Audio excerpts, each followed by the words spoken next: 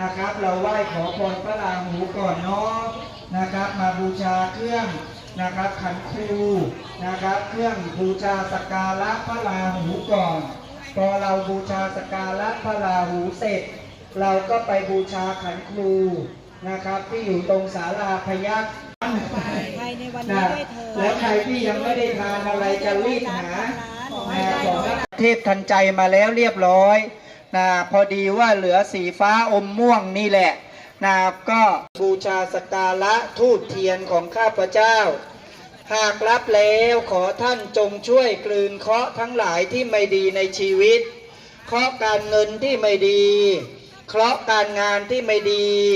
เคราะห์สุขภาพที่ไม่ดีเคราะห์หมู่มิตรที่ไม่ดี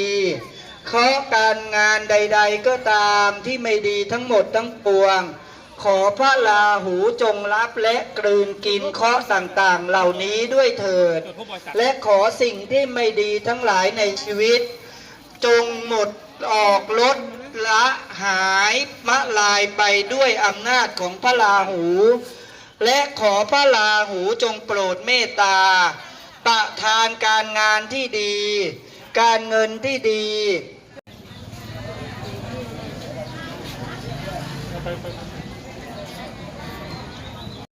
นะครับหลวงพ่อสั่งไว้ว่าห้ามวนของทุกสิ่งเป็นอันขาด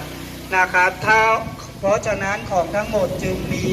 ต้นทุนราคามาแบบนี้จึงกวาดทิ้งทั้งหมดนะครับไม่มีการเอาไปแจกจ่ายที่ไหนเอาไปบริจาคที่ใดทั้งสิ้น